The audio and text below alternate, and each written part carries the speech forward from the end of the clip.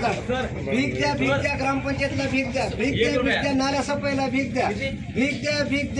लाईटी बसवायला भीक द्या दूर फवारणीसाठी भीक द्या भीक नाही मोठे ही शूटिंग करतात जरा वजनात टाकी 75 शिकला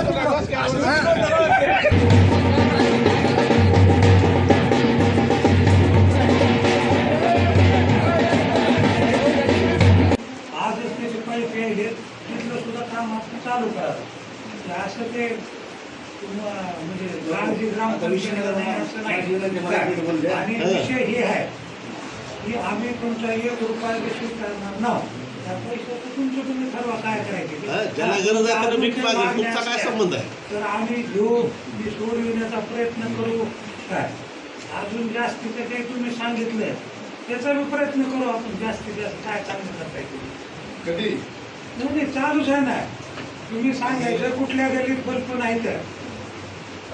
किती गल्लीत बसले अंगणसेवकला फोन लावला ग्रामसेवक टावलाटवली करायला त्याला फोन लाव त्याला फोन लाव सत्तेमध्ये आम्ही सदस्य आहोत का ना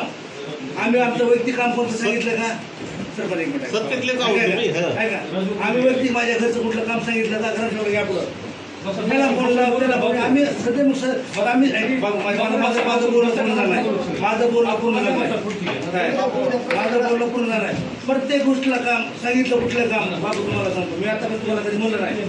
मी वेळ पहिले तुम्हाला म्हणतो आम्ही काय चला विषय व्हायला काय करणार त्याला करायला आणि मला कुठलंही काम ग्रामसेवकला फोन केला ह्याला फोन लाव त्याला आम्ही म्हणलेलं तुम्ही जर तुम्ही बोलला तर मला सुरेशला असं सांगितलं सरपंच साहेब मला असं म्हणा की आम्हाला तुम्ही कशाला लवकर ठेवलं राव सोडून द्या ना म्हणतो दुसऱ्या तुम्हाला जेव्हा फोन लावला तेव्हा तुम्ही जर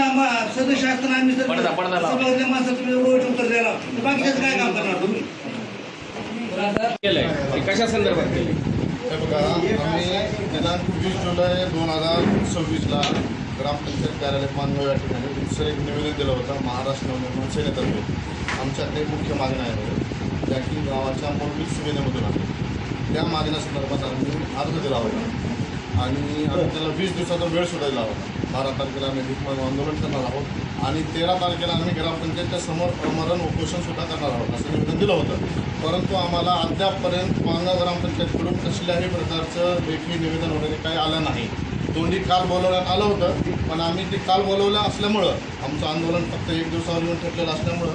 आम्ही त्यांचं काही म्हणणं ऐकून घेतलं नाही आणि आमच्या 19 मागण्या आहेत जे की आम्ही रितसर ग्रामपंचायतला दिलेलं आहे त्याचं समाधान झालं नाही म्हणून आज आम्ही भीकमाग आंदोलन केलं अच्छा आम्हाला सांगा की ग्रामपंचायत हे निवेदन तुम्ही मनसेच्या वतीनं दिलेत की नागरिकाच्या वतीनं दिले महाराष्ट्र नवनिर्माण सेनेच्या वतीने आणि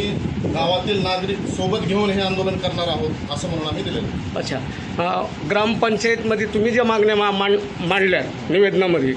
ग्रामपंचायतमध्ये सत्तेमध्ये तुम्ही आहात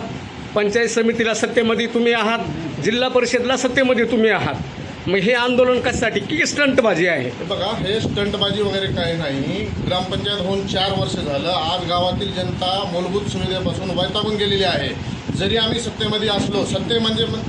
म्हणजे काय बिनविरोध ग्रामपंचायत झालेली आहे ही आणि ह्या बिनविरोधला आमची मान्यता नाही ते आम्ही म्हणू शकता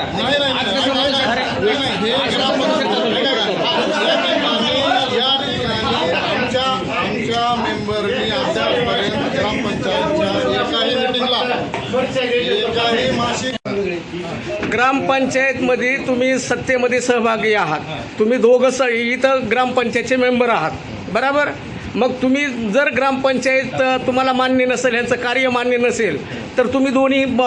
पदाचे राजीनामे देणार आहात का हो देणार आहेत आम्ही वेळोवेळी अद्यापपर्यंत ग्रामपंचायतला कामासंदर्भात बोललेलं आहे ग्रामसचिव कपिले साहेब आहेत त्यांना कळवलेलं आहे आत्तापर्यंत जे सरपंच उपसरपंच झालेले आहेत त्यांना सांगितलेलं आहे आम्ही कामासंदर्भात ह्यांना वेळोवेळी बोलत असतो ग्रामपंचायतची निवडणूक होऊन 4 वर्ष झाले हो 4 वर्ष जर म्हणलं तर 48 महिने झाले तुम्ही 48 महिन्याच्या मासिक बैठकीपैकी तुम्ही किती वेळेस हजर आहात हां आम्ही ग्रामपंचायत म्हणतो ना आम्हाला हा कारभार मान्य नाही त्यामुळं आम्ही इथं उपस्थित राहत नाही इतके दिवस तुम्ही वाट का पाहिली मग आता 1 वर्षावर निवडणूक आली आणि तुम्ही हे आत्ता का कामाच्या बाबतीमध्ये काही मुदत द्यावी लागते. काम आज करतील म्हणून, आणि हे 20-20 महिन्याचा जे खेळ आहे हे यामध्ये हा सगळा विकास रखडलेला आहे आणि हा मला मान्य नाही.